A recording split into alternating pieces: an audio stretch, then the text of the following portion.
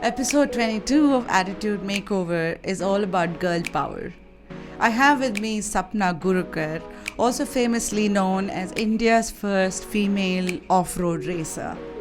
In my conversation with Sapna, we talk about changing mindsets, the journey of Sapna from a corporate world to really discovering her passion and then making that a profession.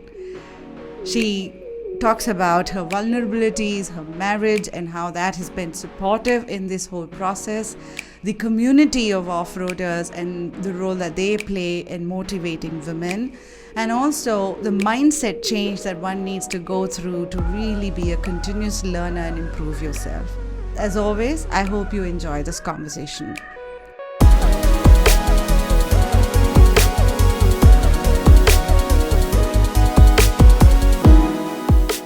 Privilege to have you here, the first of the kind off-road racer in India.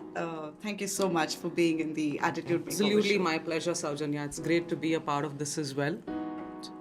Thank you. So I've been driving a Thar for like 4 years, and I know how wonderful it is to drive that vehicle. But before we go into off-roading and the nuances of it and your journey, have you always been this rugged kind growing up? What were early years of yours like? So I come from a background where I come from a mixed background, right? You can't call me like I'm from this particular caste, religion, whatever. I come from a mixed background. So, but growing up, dad was super conservative and traditional. So it is all the way it was a traditional way of upbringing. But I had a great childhood because I've literally seen the entire country because of my father and my mother. We've traveled everywhere. And because of that, I think perspectives opened up very early for me. So it kind of changes your perspective and your outlook to life. And my dad passed away about 25 years ago. After that, things really took a different turn in life altogether. My mom I think to a large extent, she got what she calls freedom back. And she became a friend more than a mother. And things changed so much. But after my dad passed away, it was like, I need to explore the other sides, which I haven't. So from then it's been like, I try things. I love trying new things. And I'm like, why not? So my funda has always been like, the question should not be why. It should be why not? Because you never know what's going to click for you. You may like something, you may pick up on something, you may end up doing that, or you may end up making that your professional, irrespective of what your educational qualifications are. So it's always been why not for me. So since I was in my late teens, I think 17 is when my dad passed away. When I was 17 is when he passed away. So since then I've been prime years. So I got into biking and I used to do bike racing then. Oh. And so it started off with that and then everything else followed. So including my marriage. So you started by learning to ride a bike. What bike were you riding? It was a Shogun. Oh, Yamaha Shogun. No, Suzuki Shogun. And then also along with that was also the RX 100. Okay. Yeah, my friends had those, so I always have this tendency of when I see a woman biker. Now my sister also does that, but for a long time when I used to see a woman riding a bike, I would my jaw would open up like, wow, kind of a thing there. So it's a privilege to have you here. So how did marriage happen? Because I want to get into partnership. See, I believe marriage is about partnership and not about dependence. And that's where the true romance in a marriage comes out. Absolutely. And I think, but it's also a test of marriage to learn. Like I learned driving from my husband. I cannot tell you what a test of marriage that was because men are very possessive about their vehicles for some reason. So how did Chandu happen? I was just about 20 when I got married. And it started because of this whole biking and the rebellious nature that I had. Because biking and just hanging around with the guys and just racing and stuff like that. And then, my mom was a single parent and she got a little worried, saying this girl is probably going to go out of hands or whatever. And then I had my conditions about marriage as well. I didn't want to have children. I didn't want a fancy wedding. I wanted like a simple, like a party kind of a wedding. I didn't want anything fancy. I couldn't take the traditional, the fire and all that, the rituals. I couldn't take it because I need to understand what I'm doing. Without having knowledge about what it is, I wouldn't do anything. So those were my conditions. And then my mom was a little worried because of that, saying, as it is, she's, this rebellious character, and on top of it, these many conditions. So if I start looking for someone now, I may find someone, maybe a few years down the line. So Chandu used to run a restaurant in Sheshadripuram, and I used to be a regular customer there.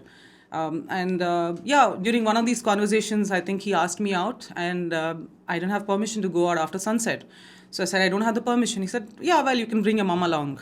Oh, yeah. And yeah, the next thing I know is my mom, my husband, and me are on a date. So that's how it started. Candlelight? I can say, yeah.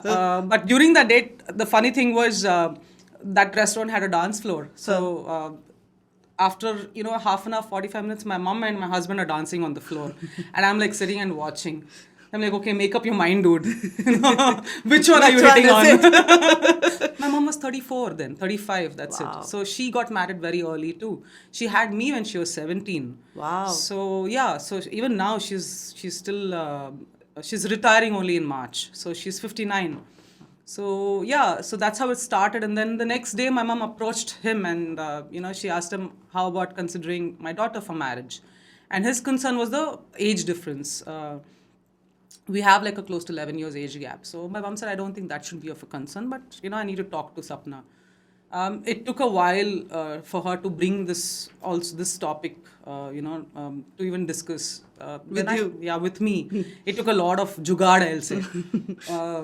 So she didn't come the next day itself and say, I've had this conversation. Oh, no. Because before that, she tried doing that. And I had kind of the person that I am. She lied to me, and she took me to meet a guy for marriage. And this was a typical... So one of the castes I belonged to is the Gujarati community.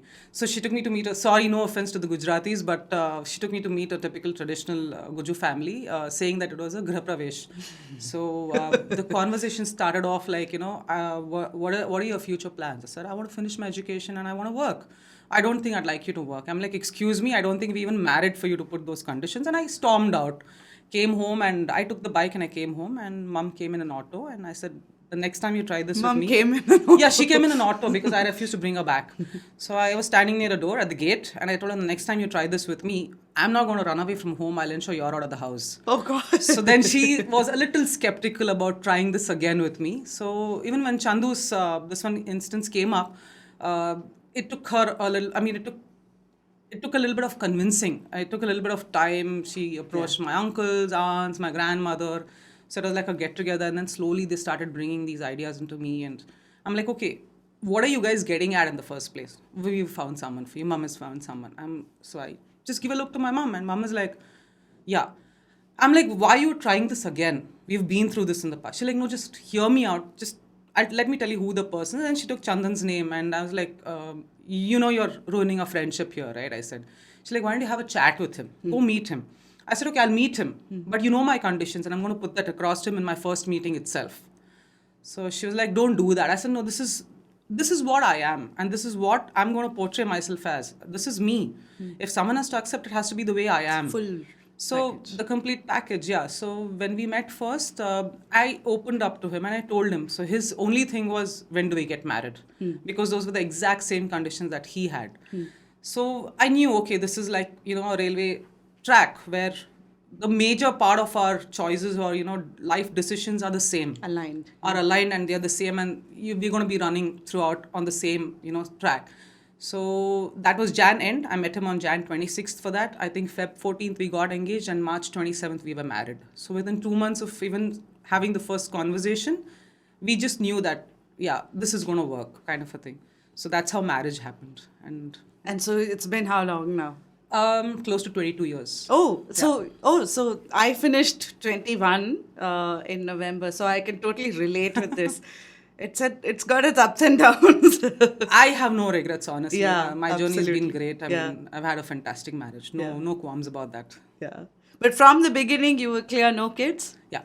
Why? Supremely clear. Is it okay if I ask you why? Sure, because, a lot of people even then used to make fun of us saying, this is just for saying, but we didn't really want to add to the population in the country. That was our major concern. And see, to have a child, you need to be a responsible adult. You need to be a responsible couple. It's going to be responsibilities in terms of finances, your social life, your physical, emotional, psychological, everything, right? You have to be involved. You have to be invested in that completely. Yeah. I don't think we were ever ready for it. I don't think we still aren't. We'll never be ready for something like that. Because as much as we are a couple and we really still love each other a lot and we have a great relationship going, we still individuals in the first place. Even in our relationship, we always think individuals first and then as a couple. So I think that kind of matched, and people have told me this is great to say now, we'll talk to you 5 years later. That 5 years went, 10 years went. So now I don't think anyone has a question now. So we stuck by that. I think I don't have, it's just gotten stronger by the year. I don't think I've ever gone weak in my knees to say I want to be a mother, or no offense to anyone, but we never felt the need for a child. Yeah. But you do like kids. I wouldn't say I can tolerate them. Honestly, I can just So tolerate I them. have this thing. I love my daughter, but I think after a point, too many kids will be like, okay, all right then. Can you just please find another room or a place to hang out? Yeah, just figure out. I can just about tolerate. Chandan will still put up with children all around, but I can just about tolerate. But beyond one point, this is my cutoff. Beyond one point, I kind of snap. So, like when there are kids, please stay away. Don't come close. Like that's what it is. So yeah. So somewhere while you're working in the corporate life, you took a turn. Or how did that happen? So I was still in my first year degree when I got married, right? And when I met my in-laws for the first time, the very first day, it's very interesting because the first thing my father-in-law asked me was, what are your plans? So I said, I want to study. He said, I want you to complete your education. And, whichever level that is, I'd really like you to complete your education because everyone in my family is, well qualified and they are well educated. So we'd like you to finish your education and whatever, take your time, no problem, he said. So I was supremely happy with that. So I continued, I did my degree through distance learning. And the good part is my mother also finished her degree with me. So we sat and wrote our degree exams together, my mother and me. So that was influence this family had on us. So my mother and me, both of us finished our education. Together we wrote our exams, and then I did my post-graduation. And after marriage itself, I did all of that. So I did all of sorry. It's okay. So we did, I finished my education and all after that, and yeah. Then got into corporate world. So my husband's very close friend was in the PR field, and PR was still in the nascent stages back then in 2000 times, 1999, 2000. So he said, why don't you give it a try, start working with him and then you will know. So yeah, I jumped into it completely, blindfolded. I just jumped into it, and yeah, PR became my career after that. I also did my post-graduation in public relations after I picked up this job, and worked with them for I think 3 years, and then skipped to the corporate side of it. So yeah, I've been handling PR for most part of my career. I've been handling PR for the IT industry. So 2009 is when we took the plunge of quitting everything in the city and moving to the village. There are two things I want to talk about here. I think first one is I can totally relate with is being a single parent.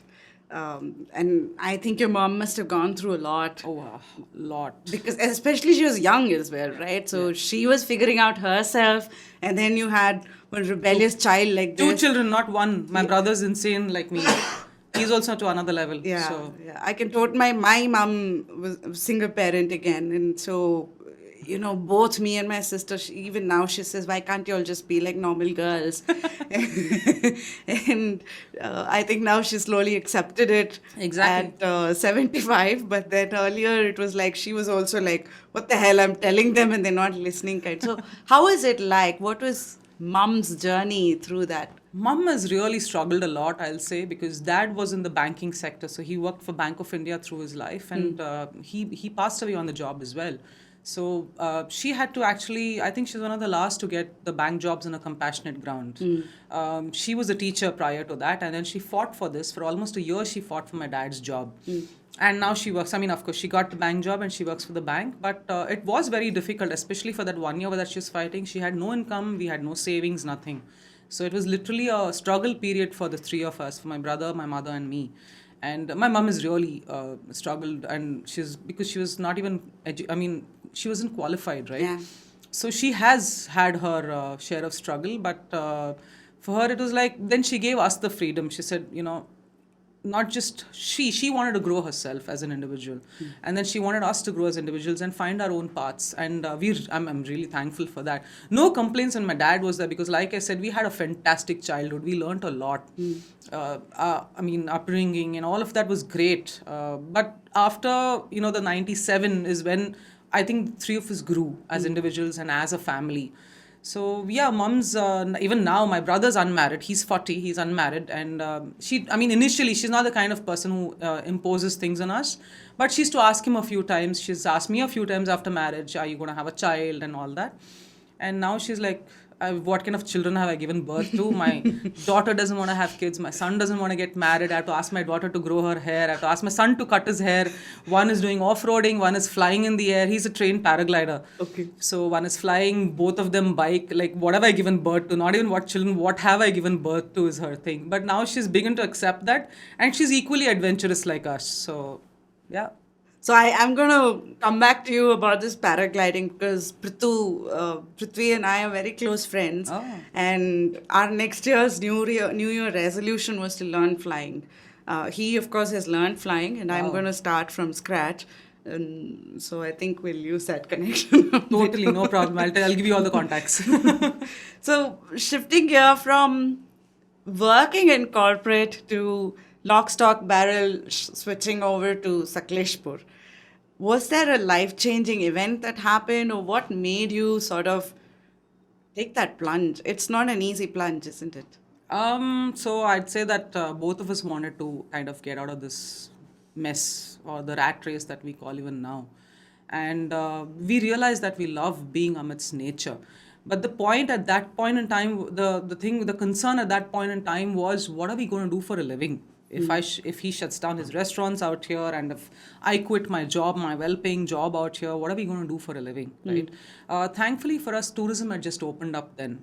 So we decided to start a homestay in Sakleshpur. So we literally started from scratch again. In 2009, we went back to the basics and started from scratch, picked up a property, built it up from where it was to what it is today. It's 13 years now, so we've come a long way. And we had planned only 50%, I'd say, when we were moving there, because now a lot of people are doing that, making that shift and doing that. But back then it was a very, very rare phenomenon. Very few people actually had the balls to do it, I'd say.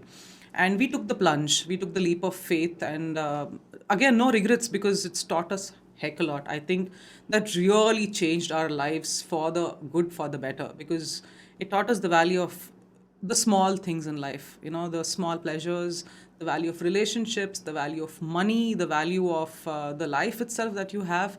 Small things, we would enjoy eating anna sambar, which you take for granted in the city because you don't have the time for it.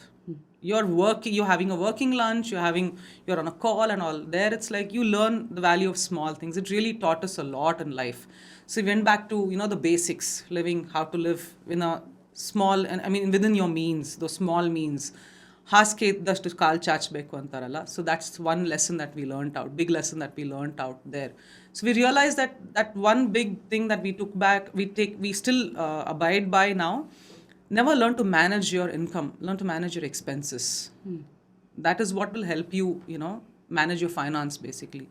So that's something that it taught us. So yeah, and we may not have the money that we would have if we were earning in the city and working in the corporate field or had our restaurants that we had then. But we have the peace of mind, we have the smile, and we have the satisfaction. So that's what it is. But that is a hard plunge, right, Sapna? Because on one hand, it's a sustainable living you're doing in the city, and both of you have your own work and how you're progressing there, to suddenly close everything. like the restaurants as well as your work, and then say, okay, now we're going to Sakleshpur and staying there. That's like a really tough call.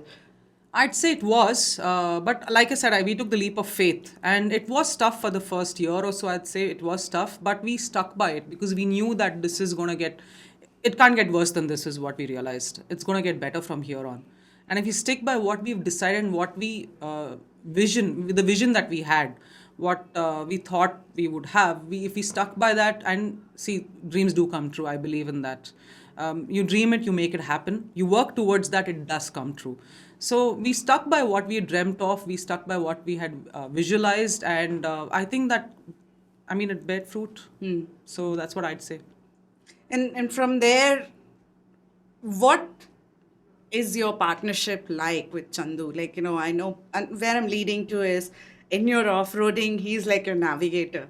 And I know what it takes to learn from your husband, first of all, driving itself. So how is that partnership? How do you define that partnership between you and Chandu?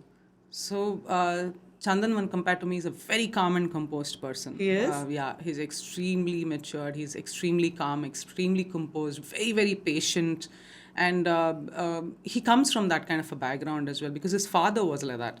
So, yeah, he was very patient, very calm, very, and because of that age gap, I think it really worked for us because he became the mentor for me. So, to a large extent, what I am in the second part of my life, I mean, I got married when I was 20 and I'm 42. So, to a large extent, what I am today, I'd owe it to him because he helped me become what I am today. He shaped me or molded me to what I am today. He would guide, he still does that. I mean, he still guides me in the right direction. I still lean on him for, major decisions or suggestions. I still lean on him. So, he's literally like a mentor, like a guru because I learned driving from him. He taught me how to drive. You did. Yeah, he taught me how to drive, but only to get my license. He said, you need to go to the driving school, but this is what they're going to teach you. All this is wrong. Don't listen. Just go there, learn for a few days. Basics, you know how to drive. Just do that, get your license and come. The balance, rest of it, the finer things, I will teach you, he said.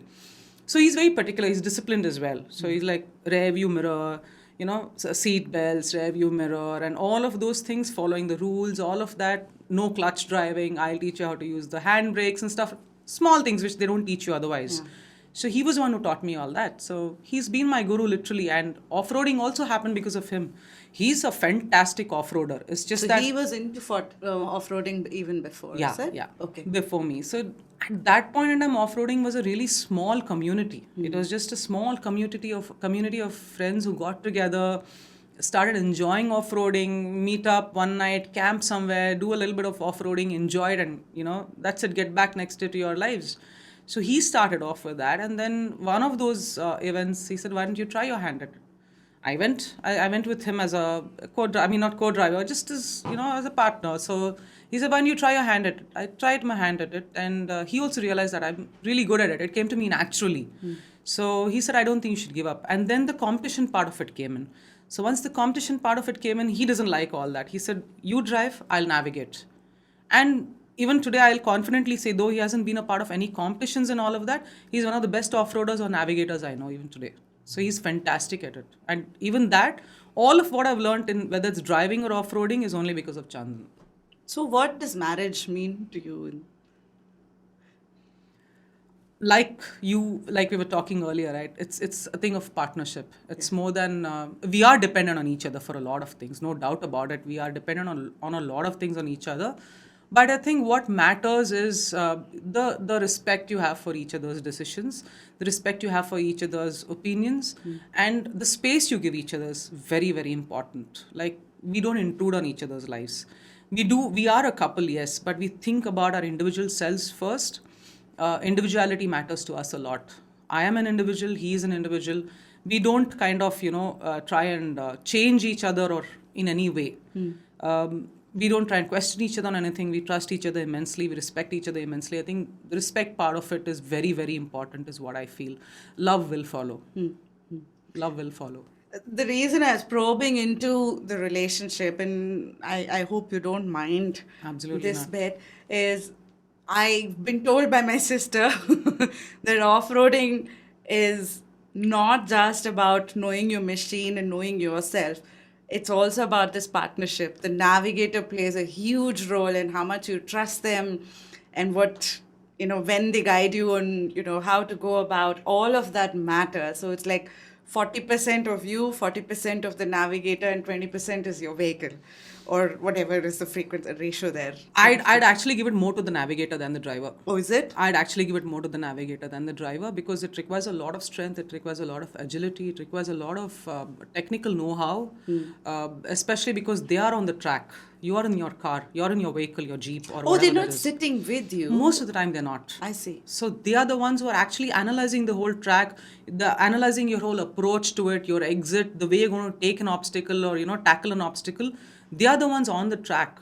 You can't see shit in front of you when you're there. At those angles, you cannot see shit in front of you. All you can see, sometimes you can't even see your navigator in front of you. You can only see his or her hands. Because there's so much mud and everything Yeah, else. so that communication, like your sister said, is very, very important. The kind of how you kind of connect with your navigator, how you kind of communicate with each other. You can't talk because there are 100 people around you who are, audience who are just talking. Everyone thinks in everything, right? They all think they are experts. So they're all giving their opinion out there. But you need to be so focused, and your navigator needs to be so focused that you have to listen, or you have to watch your navigator. You can't see anything on the track in a competition. So it's all about how your navigator is kind of, telling you or asking you to do it. So I think I'd give it more to the navigator. But yeah, it is a partnership. Like Sahana said, it is definitely a partnership. It's like a different kind of a marriage out there. So it's very important that the two of them connect and communicate. So in off-roading, are there more couples than participating in off-roading thereby, or am I just way off track over here? Actually, not at all. I've hardly seen a few. That's it. Okay. Very few instances. I mean, people do come as again. Most of them are men in it, right? Participating in the competitions or even the events in general, the fun events. Wives do come along, or partners do come along. They just come along as as a fun kind of a drive, to have some fun, to meet new people, kind of a thing. To participate, very few, I'd say. Very, very few. So I want to go a little more into the navigation bit. So you said they don't sit with you in the car. Most of the time, they don't. They don't. So they're standing somewhere else. And it's almost like driving in Mars. Exactly. Off-roading is like driving in Mars. I've seen my sister do that. And I'm like, oh God. Why do you want to do this? She leaves her hand and she starts clapping when she finishes an obstacle. And I'm like, okay, is it done? Sort of thing. So it is a scary space when you're driving because you can't see much. And I can understand what you're saying. Plus, it's a Thar or a Jeep, so it's not soundproof. It's like when I used to drive the Thar, there used to be a bike next to me, and he'd be like, hello, and you can hear the whole conversation in the car, right? So you can't hear much. Yeah. How do you communicate? Hand signals. Oh, very it's important. like you're diving. It's like Hand signals. Oh. So you have to have that rapport. Yes, people do have the helmets now, the Bluetooth helmets. Helmets are like a must now, right? It's a safety thing. So you have to have helmets on. And they do have the Bluetooth helmets where they're talking to each other, communicating with each other. But before that, what? It was only hand signals, right? So how do you, between the two of you, how are you communicating? Hand signals. That's it. very interesting. That's all that it is. Because see, my right is his or her left. Oh shit, my sister. So someone's going to be telling you right. You're going to take the other way around, right? Because he or she, your navigator, is telling you right. Yeah. Now you don't know which right, your right or his right. You don't know that. Yeah. So hand signals is important because he's standing in front of you, and if he's doing this, it means you're left. So your hand signal, stop, come, all that is very important. So it's not about speed then, it's about the obstacle. You're not even moving at 10-15 kilometers per hour. So they are in front of you, is it? They are in front of us. Oh, my sister must be a mess because she's a left-hander. So you tell right, she's like, okay. That's exactly why she's also mentioned this, that this one between your navigator and your driver is very, very important. Yeah. Very important. Yeah. So because otherwise you're a mess. It doesn't matter whether you're left-handed or right-handed. If that person's telling you left, you're still going to take your left, right? Yeah. So that's where exactly the confusion happens. So that's why these hand signals, the Bluetooth helmets and all that came in after that. Because of the mess that was happening. It also means that the navigator should know where, under pressure, how you think and how, because if you don't get left and right, probably it's a different Exactly. It's not just about that. Like I said, there are a lot of technicalities, and then the how you conduct yourself also. While you're on the wheel, it gives you butterflies. Obviously, it's adrenaline rush at the end of it. You're not able to think straight. So it's important that before, like what I do before any obstacle is I sit in my vehicle, even though the marshal is saying, "Are you ready to go?" and giving, I take my time. I'm like, no, just give me a minute. I will ensure that everything is in place. Your seat belts need to be in place. Your four wheel, this one has to be on. You need to adjust your rear view mirrors. You have to put your helmets on. You need to keep all that in mind. After that, I take a few deep breaths. So I take 30 seconds and I take a few deep breaths, bring myself to this one level where I'm calm and composed, and then I take on the obstacle. Because at that point in time, immediately in that rush, if you see, you are going to make a mistake. You'll end up making a mistake, especially in competitions where there's some competitions where you don't have a co-driver, right? You're So all by it's just yourself. yourself. It's just your skills and your judgment and your technical knowledge. So then what are you going to do?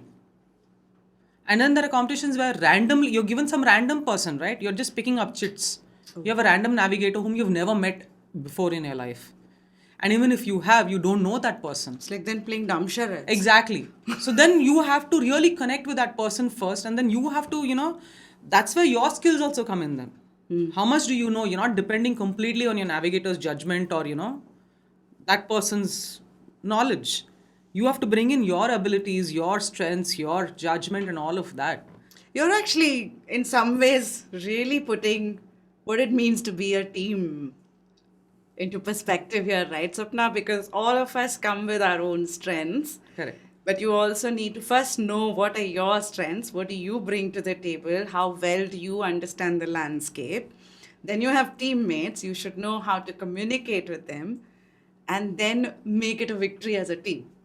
See, this is what I've learned from from school to college to the corporate world. In school, what is taught to you? The first thing that they tell you is you need to come first. You need to get 98%. You need to get 99%. So you're always competing with the others. Even though that person is your best friend, you're competing with that person, right? There it's all about individual, individual, individual. Same thing in college. Yeah. Suddenly you come to the corporate world, you have to work as your team. How is that going to happen? It's never going to happen, right? You've always been an individual. You've always been told you have to come first. You have to come first. Yeah.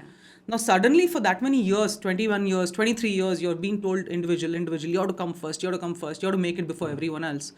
Suddenly, in the corporate world, boss, you have to work as a team. How is that going to happen? It's not going to happen that easily, right? So, the shift in mentality, you have to either make it conscious or you learn over a period of time. You learn how to take, everyone has their negatives and positives, everyone has their strengths and weaknesses.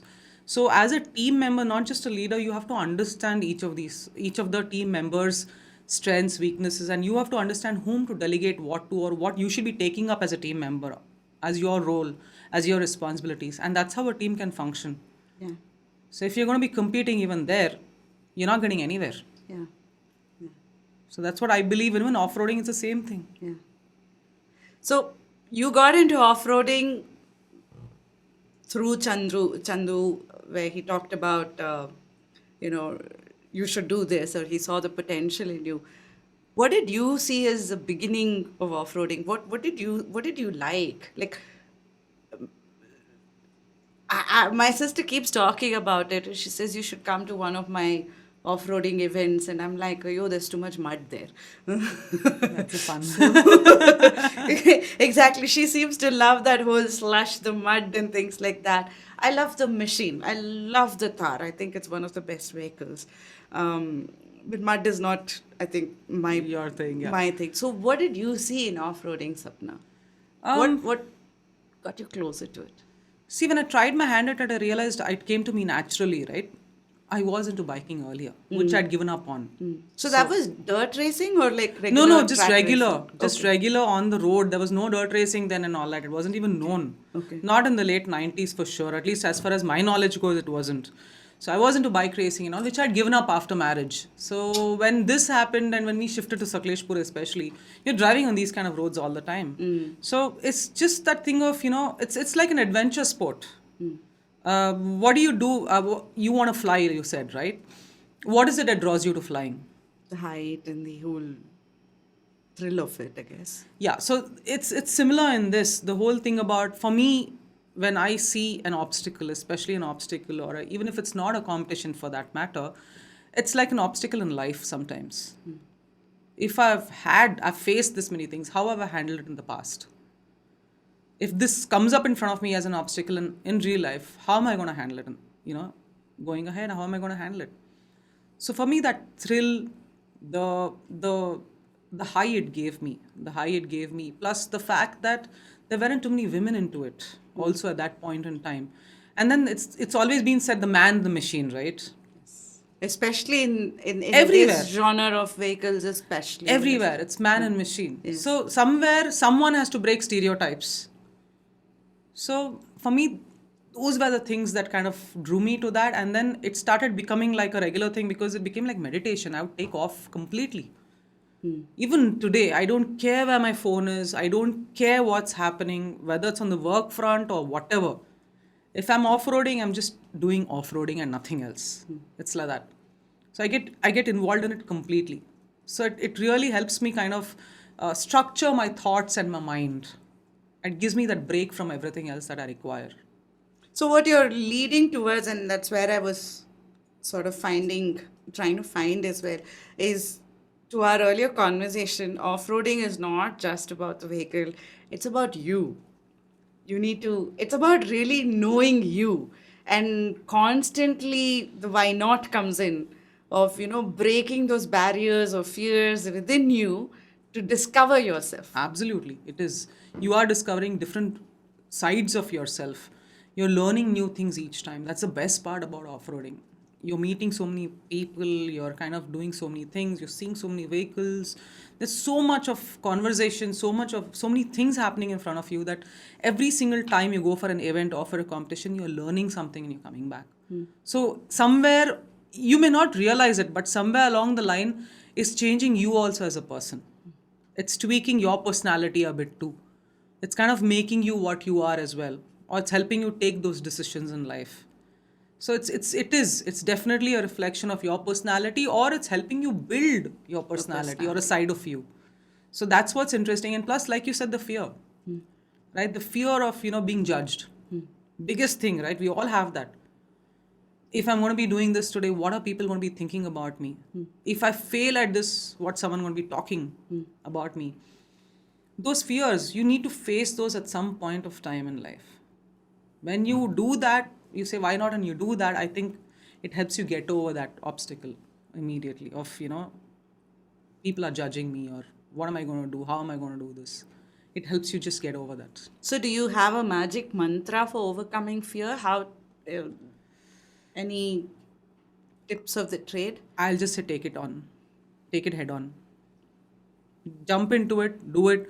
You may fail the first time, you may fail a second time. But if you sustain, the third time will be a success for sure. I think you should just take it head on. That's what I feel. I mean, at least I've done that, it's worked for me. I don't know about the others. It's just that keep trying. If it's something that interests you, keep trying. The problem is once we fail at it, I think a lot of us give up, saying, no, this is not my cup of tea. We give up. But if you stick by it and it's something that you enjoy doing, I think you should stick by it. You'll learn. Nothing comes immediately, right? Not at the first attempt.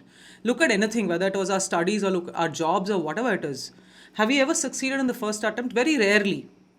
But only after trying a few times you will succeed. That's what I believe in. So what is off-roading? Because off-roading, from what I've understood, you've got multiple aspects. There's obstacles, there's some mudsling and things like that. What is off-roading for my audience who doesn't know much about off-roading? Okay, so off-roading basically is, there are you have different terrains in the country, right? You have deserts, you have rainy zones where there's a lot of slush and mud, you have water, you have everything, you have snow, you have everything. So what off-roading is, you're taking a vehicle and you're actually trying to go on a path which not everyone can take, not every vehicle can take, not every person can take.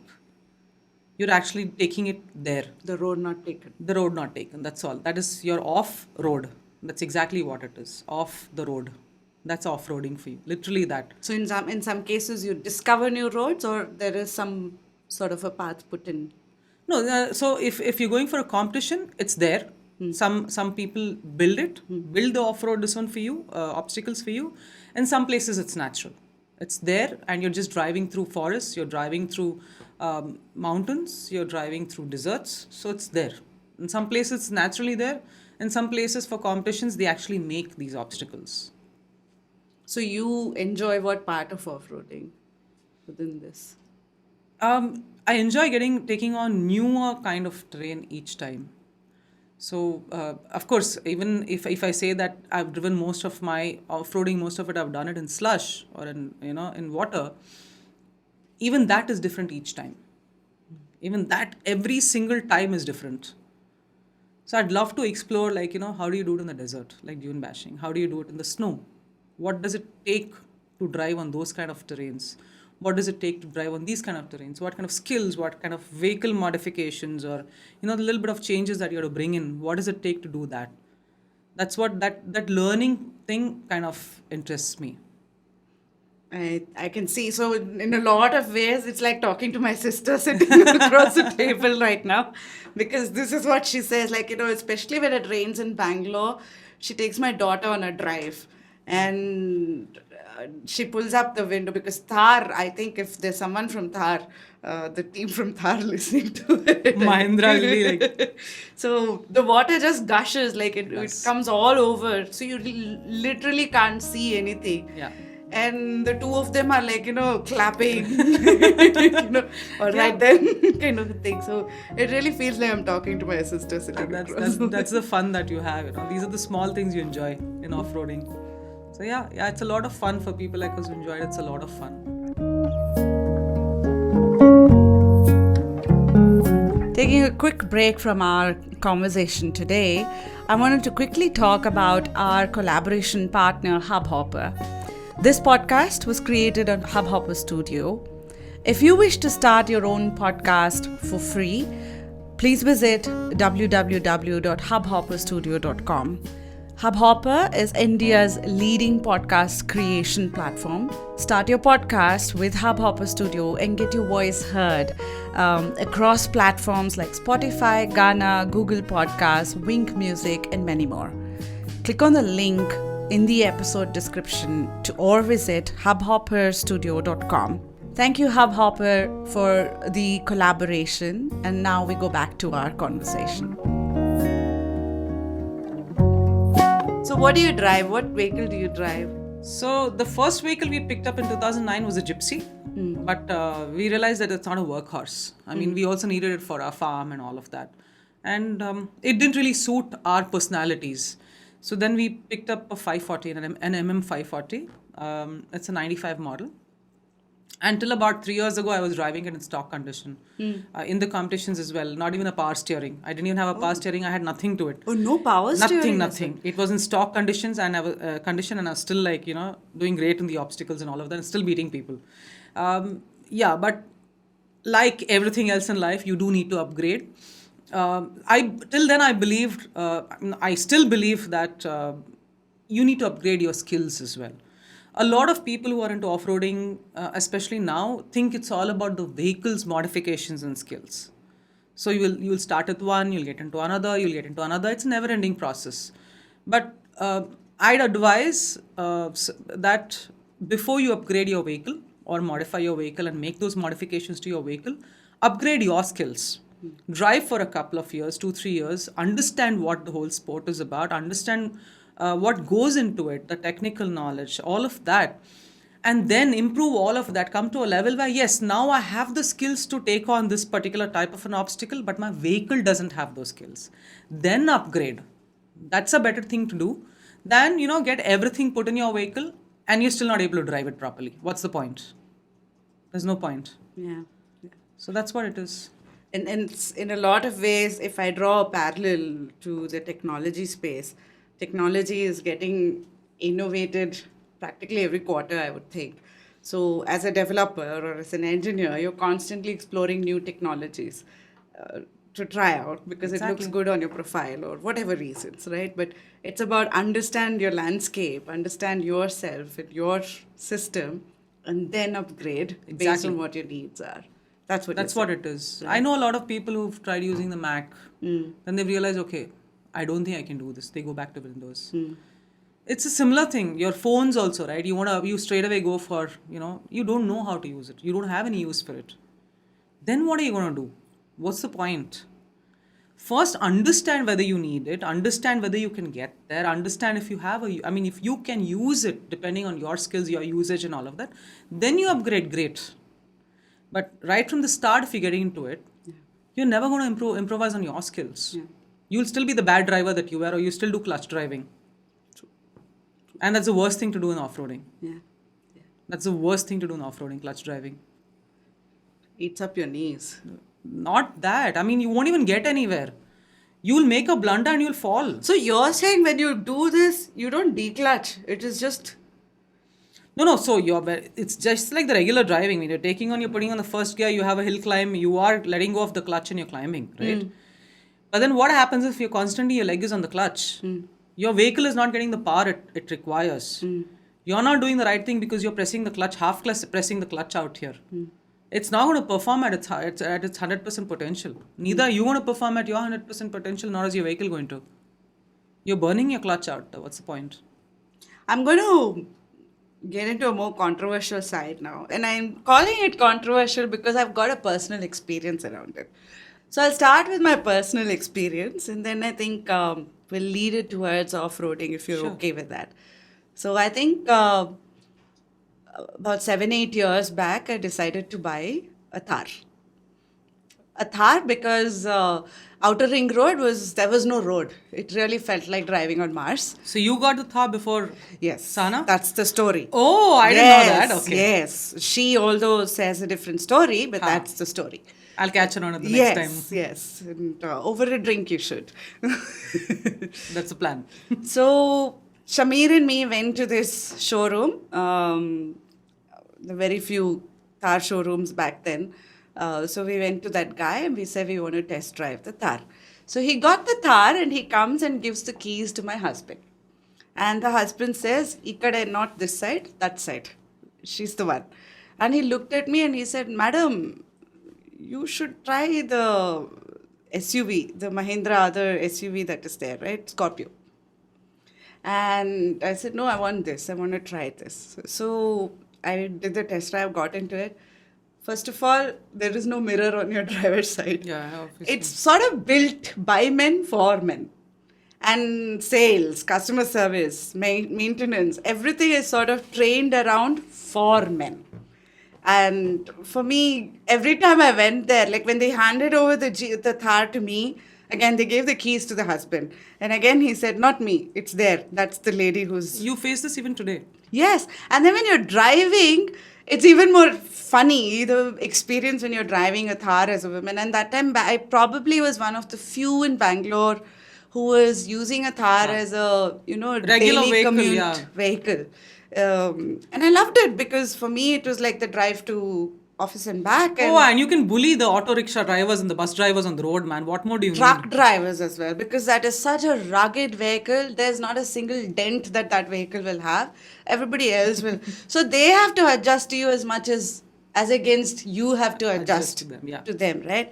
And I saw that real shift when I got my next car, which is again a 4x5, but it's a luxury car. So you have to be so careful. Oh, this guy is going to come and bang me. He's going to dent here. Whereas a Thar is like, it's like, you fuckers. Exactly. And then women, they look at women driving as even more different. I actually used it to my advantage in terms of, the notion is that women are bad drivers, plus I'm driving a Thar, so you adjust, you figure out, I'm just going to be myself. What has been your experience? Because this is a man's world, whatever said and done. Or have I got it completely wrong here? Actually, if you're only speaking about off-roading, it's completely different. Okay. Off-roading, I'd say, is like a family. This whole community is like a family, honestly. I haven't faced discrimination in the off-roading world. I haven't. There have been surprise looks, but never ever has anyone discouraged or walked up to me and said, what are you doing in this sport, or this is not meant for you, or you shouldn't be. In fact, it's been the other way around. Every single person, and without an exception, I don't know about anyone else's experiences, but without an exception, I'll say every single person has always been encouraging, has always taught me something, has always given me tips that I've learned from, has always encouraged me and pushed me to, better myself.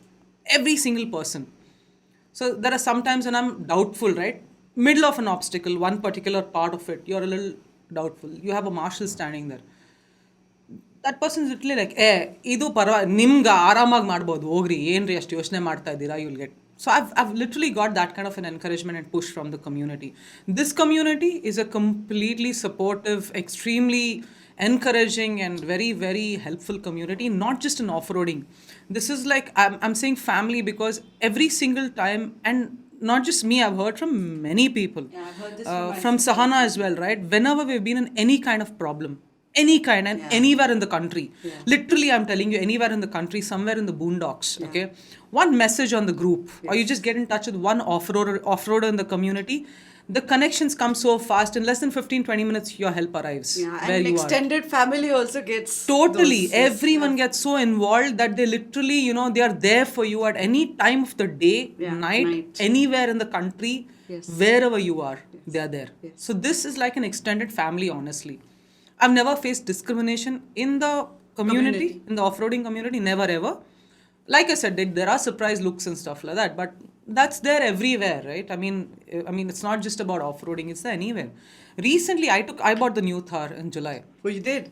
Yeah, so when I went to pick up the vehicle, even when I went for my test drive, it was like, obviously the surprise. They're like, no, you have to do this and you have to do that. And, my partner was there with me, business partner was there. I mean, like, she knows what she's doing.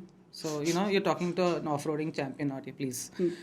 That's one. When I went to pick up the vehicle also, it was in the basement, right? They hand over the keys to you in the basement and all that. So from the basement to come out, it's a sharp turn to the right. Correct. So when I'm driving up to that turn, that guy comes running, clapping, screaming, and he stops me. I'm like, what happened? Illa madam, nam driver tek kodtare. Tumba sharp ide agala. My mom was sitting next to me. She lost her shit. She's like, excuse me, this is nothing. You haven't seen her drive. You're talking to an off-roading champion. Please, back off. And she's like fuming out there. What does he think of himself and blah, blah, blah. And this. I'm like, Mom, chill out, relax. It doesn't matter. It's okay. So it becomes, you get used to something like this, So it's not like, you do face, everywhere you do face a little bit of this one out here and there. But it's fine. It's negligible. It's something small. So not in the community for sure. Of course. I think where I was headed is, I don't think the community, from what I've seen very closely with my sister itself, is not just her. Like, when she goes on off-roading, she is taken care of. There's always a convoy of sorts. They go together, and she raves about the community and the family experience there. It's the extended family as well, right? Like when we've been stuck somewhere, we just have to call my sister and she'll call a whole bunch of people and there's someone out there helping you. Absolutely. But my thing was around driving itself as women. And then you're driving like one of these rugged vehicles, no power steering as well. So that's not an easy game out there. It's almost like you're being watched everywhere. You're being watched for how you drive, for everything, isn't it? I was being stubborn, honestly. To push it that long, I was being stubborn because I want to improve my skills. I got pulled up. I won't take names, but I got pulled up by a very senior person in Mahindra. And he asked me straight, what are you hesitating for? So I said, no, I really want to improve my skills. He's like, your skills are at another level. You need to improve your vehicle skills. If there's something stopping you, let me know. We'll sponsor it. I said, no, that's not the point. That's really not the point. That's how encouraging they are. He's like, no, your skills are at another level. You really need to upgrade your vehicle skills. Because if you upgrade your vehicle skills, that will it'll jump you to another level altogether. It's an exponential. You'll feature in the top off-roaders in the country, not just as a woman, in the general category, is what he told me. That's when I took it seriously and that's when I upgraded to the power steering. And it was only last year that we even upgraded the engine. We were running on the stock engine even then, on the 540. So I see the difference, of course. There's no doubt about it. You see the advantages of it. You see the difference and stuff like that. But I think that's where, you're talking about that, having the driving itself, the sticking to the stock condition, no power steering, the driving itself. But in general, when you see in the city roads and Bangalore roads, who has to be blamed for it? I mean, if you ask yourself that question, who has to be blamed for it? Each one of us. All of us, we ourselves have to be blamed for it. I mean, have you tried selling a vehicle, your car and all secondhand, or a bike? Yeah.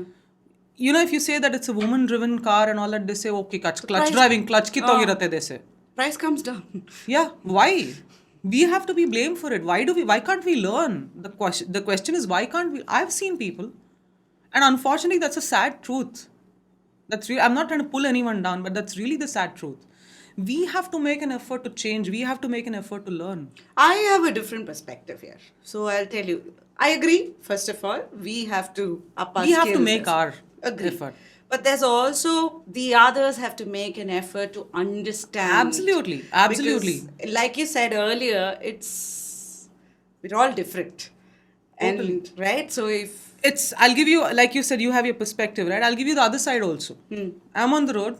Even if I'm driving my mom's Brio, my mom has a Honda Brio. Even if I'm driving that. So the minute they see there's a woman driving and it's a small car, buses, BMTC buses or the autowalas, they try and cut you off. yes. I don't let them do it.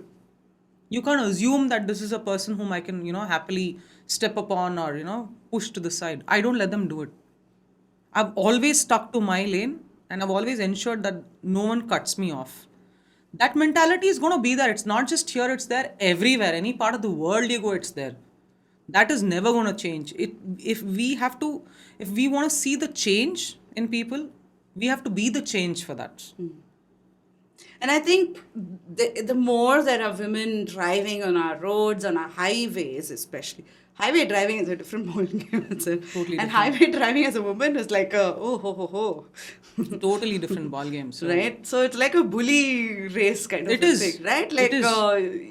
it's always like cutting across, woman driving, so she's going to be slow, so let me overtake, even though there's no space to overtake. So I feel the more there are women out there driving, there's more discipline coming into the system as well. I feel because I think we are much more, consistent in our driving, if I can call it that in some ways, right? Yeah, in a lot of ways, I'd say that. In a lot of ways, we are consistent, we bring in the discipline and all of that. But I've also had the other side, wherein if you are disciplined, if you are this one and you know what you're doing, you should know how to drive also. If you're doing it at 80 kilometers per hour, no one's blaming you for it. Great, that's your comfort level, do it. Move to the left lane and do it. Yeah. There are vehicles who want to go at 120, let them go. Yeah. Don't block the road for the others. Yeah. That's the only thing. And I've always believed in that. Even when I used to go on bike trips, I've always told in the convoy, I used to be the sweep most of the time. I've always told them. What's a sweep? The last person has to ensure that everyone on the convoy is taken off. No one's had a problem. I used to always be the sweep. Okay. If there's an issue, then you're sorting it out. You're ensuring that the entire troop is there. No one's missed out. No one's left out. No one's had a problem with the bike. No one's fallen down. All of that. I used to always be the sweep. So I used to always tell them one thing. There's a bike lane for a reason on all the highways. Please stick to your bike lane. You're overtaking, get onto the right lane, overtake and come back to the left lane. Don't just be on the right lane just because you've gone there and you've got a free hand. Because you're blocking the cars behind you. They are driving and see, on the bike and on the highway, it's a fraction of a second, right? Yeah. It could lead to a disaster. Yeah. And I've seen those disasters happen. It's not worth it. Yeah. It's not worth a life or two. So, stick to your discipline, stick to your lane, stick to your discipline. Know what you're doing. As long as you know what you're doing, that's totally fine. Irrespective of whether you're a man or a woman. I think you should just know what you're doing. That's important. More for women also. Yeah. In Everyone. Driving Anyone. It's not just about the women, right? I see a lot of men on the road who drive like idiots, yeah? Yeah. Who drive like idiots, they drive. Yeah. So, everyone needs to bring in that bit of, you need to be conscious about what you're doing. That's the only way we can change things. Yeah. And in Bangalore, it's always like, hey.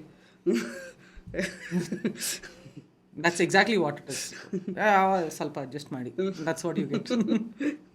So are there more women coming into off-roading in that case? Because there are more women driving these days.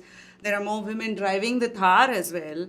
I would think like my experience with the Thar, another experience was when I parked it in one of these malls and went to watch a movie one night. And I came back, there was a man sitting behind because it's a soft top and the locks don't What? work. Yeah, there's a man sitting Randomly behind. just sitting. Random.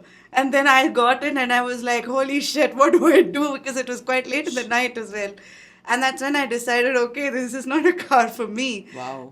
Yeah, so the Thar guys really need to figure out some of this for women, Oh no, right? now it Like, is, yeah. Now it is. I but mean, the it's a newer choice you ones make. are, yeah, the newer ones are much more better. So, are there more women thereby coming into your off-roading I haven't stream? seen, honestly. Why? So we've over the years we've tried, and again with Mahindra we did I'll say a training kind of a thing.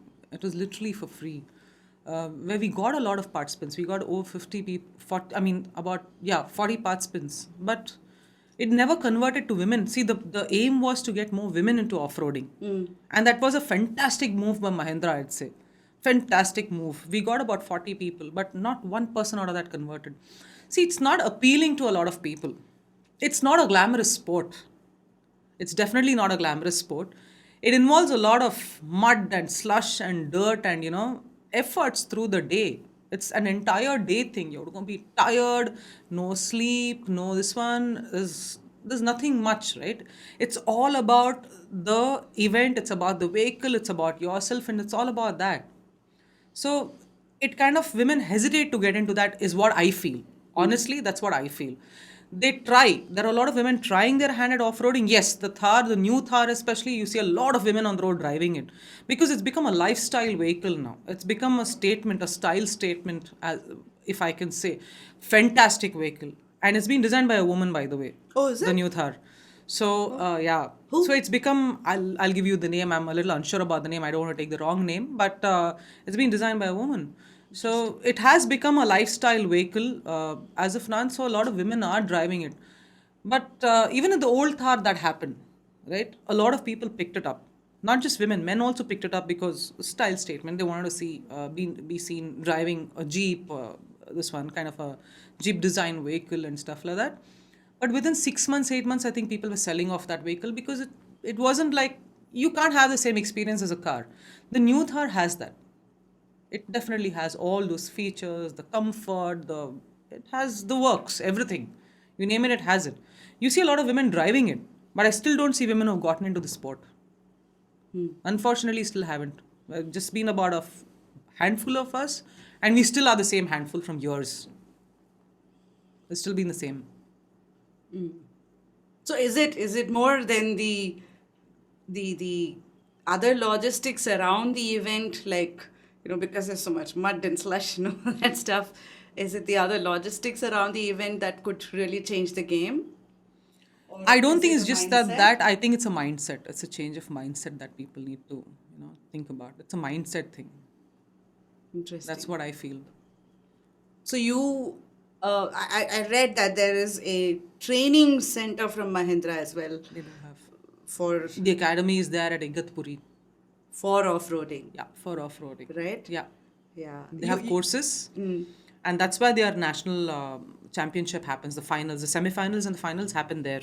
In this. Yeah, so they have about 10 quarterfinals, like I may say, or qualifying rounds that happen across the country in different parts of the country, and then winners are chosen from each of these parts, and all those 40 winners compete for the semi-finals on day one and finals on the day two at their Igatpuri campus. One of the things I also realize is it's an expensive game. It's an expensive sport. So, in most of your conversations and articles, also, you talk about it being more a recreational sport than an occupational sport. And there are reasons for that. Is it more around the money that one gets out of this or the risks associated with it? Why is it more a recreational sport and not an occupational sport? It hasn't become like rallying. Rallying itself is still, it's not yet become as big as it is in other parts of the world. Yeah. In India, it still isn't that big. Yeah. So rallying itself hasn't gotten there, right? Still to that level. Off-roading is still, it's still a long way off, I think, as a proper sport. That's why it's still recreational, because people are still, it's still growing, I feel. The And whole, why is it expensive? because of the vehicles and the modifications that you have to do to a vehicle. And not just that, these events happen in different parts of the country, right? One is, of course, you have the government mandates now where you can't drive old vehicles and you'll get caught. You can't drive it in parts of the country and stuff like that. So people have to transport these vehicles, because most of these are, a lot of them have these old, the CJs and, the 540s and the 550s and the old vehicles, right? The Jongas or whatever those are. They're still driving those vehicles, the classic and all of that. So they can't drive that on the highways and go. And an off-roading vehicle cannot be driven on the highways, because you're putting mud terrain tires to it, and there are a lot of complications that are involved. So people have to take it by trucks. They have to transport by trucks to another location. Then they have to fly in, or drive or go by whichever mode of transport to that location, and then the pre-event maintenance that happens to the vehicle, and then you break something, breakages and all that do happen, right? In events, you don't know how it works, you don't know what will happen. So post-event, that becomes very expensive. So as it is, your entry for events, there's a fee, and it's very high. Then you have, it's high because the ones who are organizing have those permissions and all those things. They are, for them itself, it's expensive to organize an event of that scale. So your entries, and then your pre-event maintenance, your post-event maintenance, getting there, fuel costs, stay costs, everything adds up. And by the end of it, one event drains you out for a couple of months. So from that perspective, it is an expensive sport. Plus, your vehicle modifications are not cheap at all. Everything costs you money. Tires cost you in thousands. A winch costs you in lakhs. Your tires, if you're getting good big tires, I'm very again aware. lakh. Yeah, yeah. My winch sister's cost you. birthday gifts have always been this only. Give me 2 tires, give me 4 tires. That's been her birthday gifts. Like, what do you want for your birthday? Tires. 2 tires. And I would say, okay, tires. Then she would bring one brand and she'd say, these are the tires. I'd be like, holy shit. Expensive gifts. I'd rather buy you a perfume. No, I think, yeah. So, No, not just that. It works. It goes into lakhs. Yeah. Just one part goes into lakhs. So obviously people are going to think about it also, right? yeah. So yeah. So that's probably one reason why then. Sponsorship hasn't come in still. I mean, not to that level. Yeah. It hasn't come into that level as yet. And are the winners treated equal, like the men versus the women, or do you compete as women separate and men separate? So a lot of the competitions do have the ladies class and the men's class, and that's where I feel that we need to bring in a change. And I call that discrimination to some extent. Of course. I do call that discrimination, but unfortunately people can't do anything about it, because if they don't have that class, the few women that are there also will not be there. That's another problem. We are calling it on ourselves, no? Though I call it discrimination, we are calling it on. Why do you need a separate class? If you think you have the abilities, you think you have the capability and the knowledge and all of that, compete in the general, no? Compete with everyone else just like the way they do it. Why can't you compete in the same class? And I've asked this question to many people. This is what they say.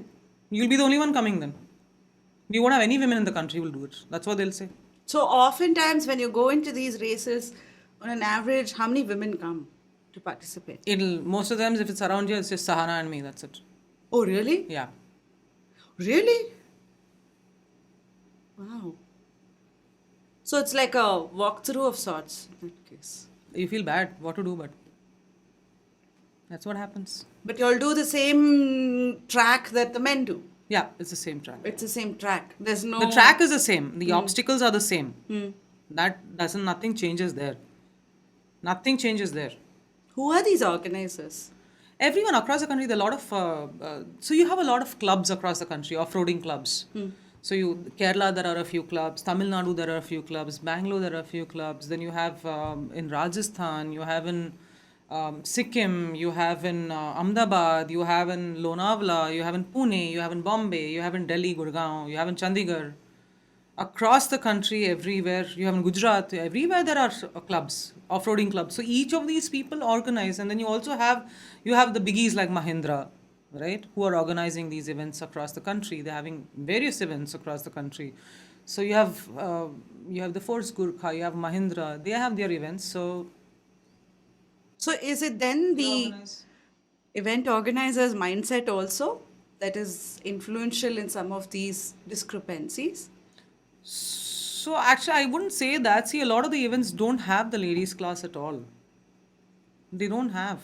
So you can't even participate in some of No, we these. can go for it. They are more than happy to welcome you. Come, no problem. You want to compete, compete. Great. A lot of them don't have. A lot of them do have the ladies class separately. A lot of them don't have any of this one. It's general. It's either diesel or it's petrol. There is no man woman there. There is either the diesel or the petrol. That's it. They don't have that discrimination. You're literally breaking multiple barriers here, right, Sapna? Yes, in some form or the other. What's been the most difficult one for you? In terms of off-roading, oh, there are lots of challenging ones. But so far, I think every year the finals that happens in Igatpuri of Mahindra, the national championship finals, very challenging, very interesting, and every single time they up their game. Every year they up their game. It's been very interesting and challenging. And that's with it's a general competition, or is it like separate? For You do men? the same obstacles, you do the same thing. You're competing in the general itself. You're competing in the general. They do have a ladies class trophy and stuff like that, but still you're doing the same things that everyone else. All 40 participants are doing the same thing. So day one you had the semi-finals. 20 of them get filtered there. Only 20 make it to the finals. So if you don't make it in that 20, then you're off. It's not like you can even compete in the ladies class or whatever. You're off. Then the 20 who haven't made it to the finals, they become the co-drivers or the navigators for the finalists next day. Okay.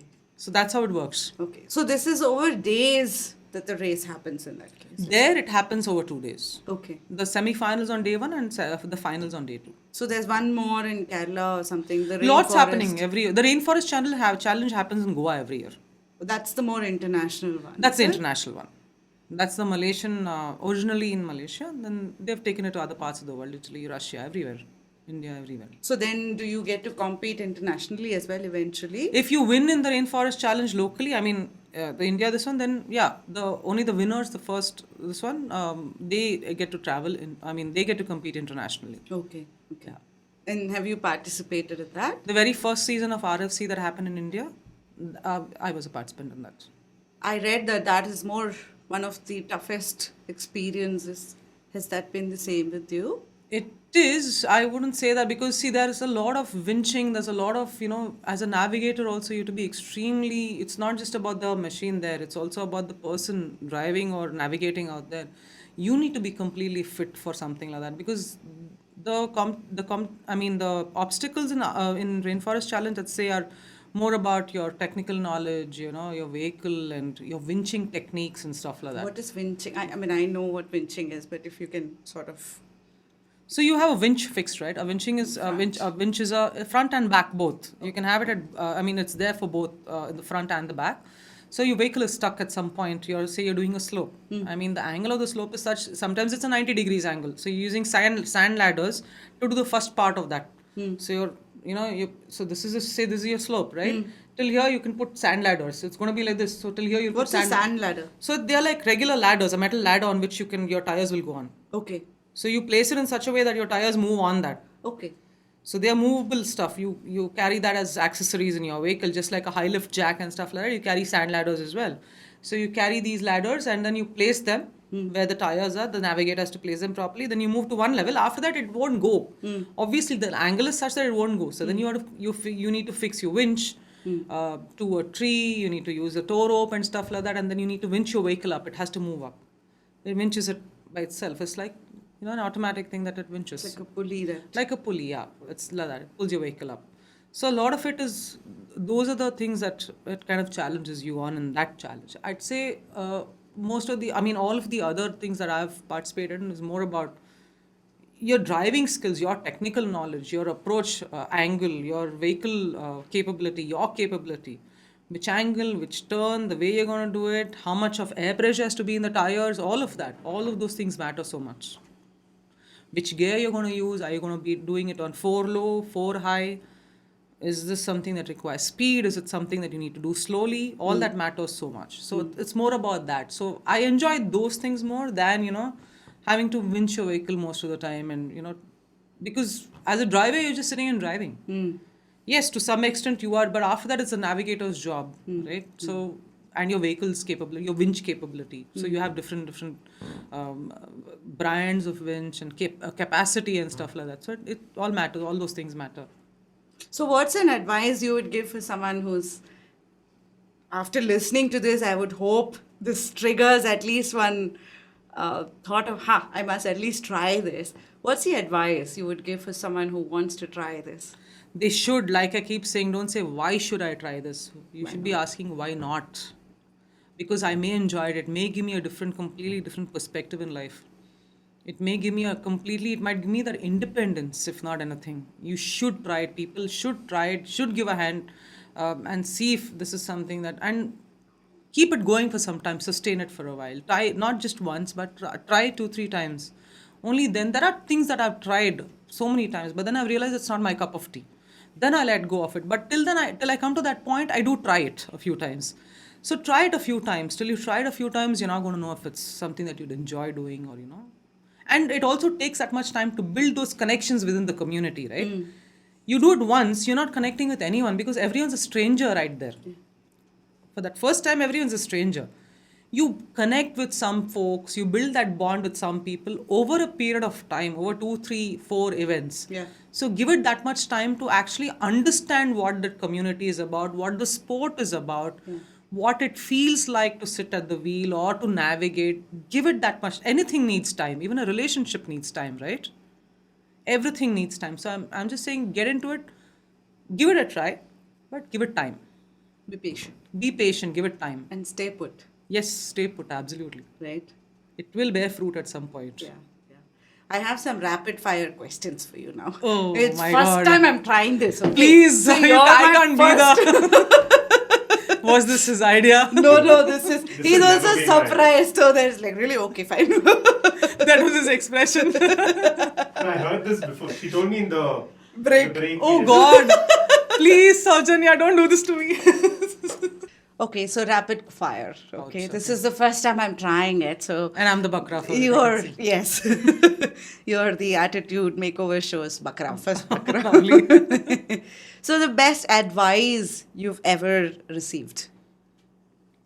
Be calm, be patient. Things will come to you. Nice. And the biggest risk you've ever taken? In off-roading or otherwise? I think making the move from the city to the rural area. That's been the biggest and the best move so far. It's a big plunge, right? It Yeah, is. Yeah. It's hard as well. It to was do hard, that, but right? zero regrets. I'm super happy about that. In the strangest experience you've ever had? Strangest in what sense, if I may ask, in the sense Whatever stood out for you? That was weird. weird. I don't think I've had any strange experiences as such, but I've had I've never had any strange experience, honestly. Yeah? Okay. Your biggest regret? None. I don't regret anything in my life. I've never regretted anything. I don't think I ever will regret anything. For me, every experience, everything when you're younger, you always regret, oh shit, why did I get into this or why did I get into that kind of a thing. But as I've aged, I think I've realized that everything that happens or everything that you do or the decision you take teaches you something in life. So it makes you a better person. So I've had zero regrets and I don't think I'll ever have any regrets. I love this, man. I love this. What's the best investment you've made on yourself? My marriage, I'd say. My marriage. Yeah, I think so for me too. That's the best investment. If Yeah. you call it so. I mean, if you want to materialistic, I think the best investment has been the vehicle. But otherwise, as such, if you look at my best, it's definitely been my marriage. Very nice. And a type of person you really can't stand? Actually, lots. Define a persona, I think. The wannabes, yeah. Kids. I'm not saying that on record. No, I think kids are still bearable, but the wannabes, Yeah? I know that I'm a very good judge of character. So I meet a person, I have a conversation for a couple of hours and I know what the person is. So that way, I know who the wannabes are. So those are people I can't, because you don't see the genuineness there at all. Yeah. I mean, I think when you have conversations, a lot of parts of the person comes out. Yeah. So the genuineness doesn't come out in such people. Yeah. Yeah. So yeah, the wannabes. Something you're really afraid of? I don't think I'm afraid of anything. I mean, yeah, the only thing I'd probably never do is bungee jumping. Oh, really? Why? I don't know. Why not? I'll never do that. Why not? The fear of not anything else, not the height. I don't have fear of You heights or think anything. the cable will cut off? Or... No, not even that. Huh. It's not even that. See, the cable cuts, you're gone in an instant. You won't even know. That's not the point. For me, that point where it drops you, right? And that retract that Pulls you happens. back, huh? I feel my internal parts are going to be like displaced. So I'm very scared of that part. That's the only thing I have fear of, bungee jumping. I can even do a skydiving, no problem. I can do that. I can't do bungee jumping. No, but really, do take the plunge. It is not like that. I have taken it. Oh, It's wow. not at all. Skydiving was even more scarier I'm for sure me it because is. the first few seconds, it's like you're free flowing down, right? And you're almost You're still fighting. processing things in your head. at Yeah, that it's time. like gravity versus everything that's happening in your head. Whereas bungee jumping, it's like it's a lovely experience. You must do it. I'll come with you. Maybe I'll try that, but the other fear I have is I'm hydrophobic. Oh, you meet your Hydrophobia came because of Water? No, my swimming experience as a child.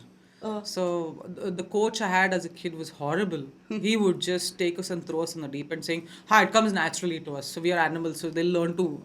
And I've had nightmares. I've had nightmares through childhood, and it's after marriage because of my husband is when I tried my hand at swimming again, and it, of So course, you learned swimming now. no, I know how to swim. I knew how to swim even then. It's just that I became so hydrophobic of that coach of mine that I'd just given up on it. But they say, cycling, swimming, and all, once you learn it in your life, It's a it'll life be there. skill, yeah. It's a life skill. It's going to be there, Yeah. right? So it's the same. I mean, I picked it up. He's a great swimmer. My husband's a great swimmer. So he's a wonderful swimmer. So he pushed me, said, you should, do this because you would never know where it comes of use otherwise. Yeah. So I picked up again after marriage, and I can swim to save my life. I can swim, no doubt about it. And I can save my life if I have to. But I'm supremely hydrophobic. And same with my brother, because both of us had the same experience. Even he's super hydrophobic. He's also No, very I scared of am. water. I can't let go of the wall. So when you go to the swimming pool, you hold on to the wall, right? I've gone at least 7 or 8 times to try and learn swimming in different countries and different places. I'm just not able to. I wanted to do the PADI course, scuba diving. So at Egypt, I tried it. No. Not just that, yeah. First day, they taught us breathing techniques. Second day, he gave this fat a book. I'm like, boss, this much I've not studied in my school also. Ishtella ಓದಿದ್ರೆ ನಾನು ಎಲ್ಲೋ ಇರ್ತಾ ಇದ್ದೆ scientist ಆಗಿರ್ತಾ ಇದ್ದೆ. They 2 days and learn this and come tomorrow. He's saying, I was like, boss, I've come for a vacation here. This much studying, I'm not doing in one day. Please take it back. You can keep the money also. That's fine. I don't want it. And I quit. I saw the size of that book and I quit. I'm not exaggerating. This fat a book they give you here. And they're like, by the end of these 5 days course, you should be knowing what is in that book. I'm like, balls. I'm not doing this. Not something I If can I do. find a teacher who can teach me swimming, I'm going to pull you in. But you know swimming, so I know how to swim. Yeah. I don't have to hold the wall. I can swim, no problem. In the think pool you'll and all, I'm rescue me. fine. In the pool and all, I'm fine. I'm just hydrophobic, and I'm scared of the sea, right? Yeah. A lot of people, a lot of my friends take a boat, go to the middle of the sea, they jump in and they swim like fish. Yeah. I can't do that. Yeah, my family is all full of them. I'm the only one who'll sit in the boat, hold all your jackets, protect them. You can't do anything. You're just waiting because they're all having fun and you're just waiting. Yeah, that's one what life skill I happens. want to learn as well. I think at least, if not anything, like you said, it's a life skill. So at least for that, you should learn. Yeah. All right. So, biggest reason people don't follow their dreams? Fear that it may not come. Fear of failure, I think, is the biggest, I think, biggest thing. Roadblock.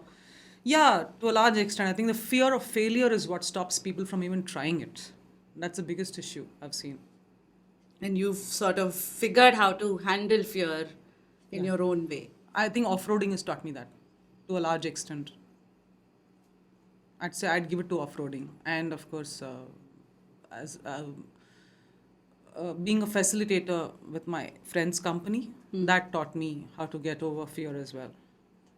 Like walking on stage. Yeah, facing an audience, addressing person, or for a leadership group, doing that. I think that has helped me overcome my fears.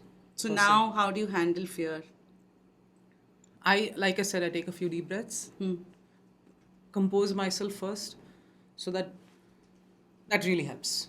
So just a few deep breaths, calm yourself down, gather all your thoughts, and then think. Because when in that fear, you're not able to think straight. You really need to calm yourself down to kind of think straight. So that kind of Because helps. oftentimes when you think straight, what you're imagining is that biggest fear manifests itself like a mountain, but when you think straight and you calm yourself, it doesn't look that. It doesn't look that big, and then you're like, okay, that's the worst that can happen, right? Fine, we'll figure it out when that happens.